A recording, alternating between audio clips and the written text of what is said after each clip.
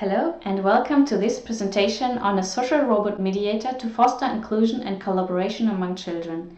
My name is Gillet and this work was done in collaboration with Wouter and Iolanda Leite. Humans tend to form groups, and with the formation of groups, a well-studied phenomenon arises called intergroup bias. This intergroup bias was already found in children as young as the age of 5. On the other hand, the World Migration Report 2020 reports an increasing number of children, by now nearly 40 million, that live in another country than they were born.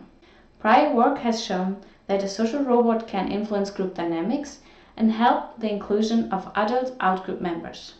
In our work, we wanted to address the question if a social robot could help to overcome intergroup biases. To answer this question, we developed a music-based puzzle that would allow us to study different robot behaviors, but that would also allow the robot to perceive the group's dynamics. The game is played by 3 children with 2 cubes each. The cubes can be used to make music. The role of the robot in this game is to mediate the activity. It therefore encourages children to explore and meanwhile ensures that all children explore equally. To achieve this, the robot asks one child to pick its cube and place it to a specific other place. It would ask the child that has explored the least so far to balance participation, and to foster exploration, it would ask to place the cube in the least explored part of the board. To study the robot behavior, we designed a between-subject experiment with 2 conditions. In the mediation condition, the robot used the online evaluation of exploration and collaboration to suggest cube placement in the way I just described. In the control condition, however, the robot did not have access to the online evaluation. It therefore had to choose the child and the cube placement suggestion in a random way. For our study, we recruited 39 participants. 1/3 of these participants were from the newly arrived children's classroom. The other 2/3 were from other classrooms from the same school. This allowed us to study a realistic in-group-out-group setting and to investigate inclusion. 1 child of the newly arrived classroom and 2 children from the other classrooms were forming a group of 3 in our experiment. We had in total 8 groups that completed the experiment successfully. Each group played 2 rounds of the music-based puzzle.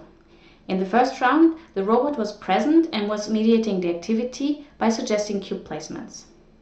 In the second game round, we were interested in seeing if the robot's behavior could influence children's behavior in the game, even if it was not present. As a third part of our experiment, we chose to conduct a mini-dictator game in form of a sticker allocation task. The goal of this measure was to see if the robot could influence the perception of in-group, out-group membership even beyond the game. Moving on to the results, I would like to note that we opted from doing a statistical analysis based on the diverse and small group that we were working with. To start with, I would like to present the results from the analysis of robot interventions. The graph shows how frequently the robot suggested cube placements in the different parts of the board. We can see that the most frequent suggestions were in front of the outgroup child. This means that the robot successfully perceived the imbalance in the group and tried to mediate it. If we now take a look at the cube placements, we can see that the mediating robot encouraged outgroup children to act more outgoing and in-group children to collaborate more.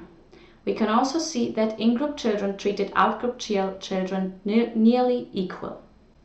In the results from the sticker allocation game, we could not see that children were making a difference when allocating stickers to in-group or out-group, regardless of condition.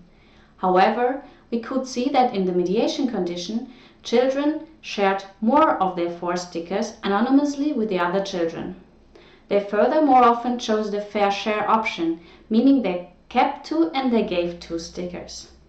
To conclude, we developed a language-free music-based puzzle that allowed the robot to autonomously perceive group dynamics and act upon them.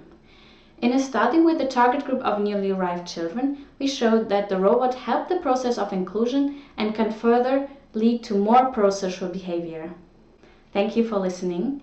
Please feel free to contact me for any comments or questions.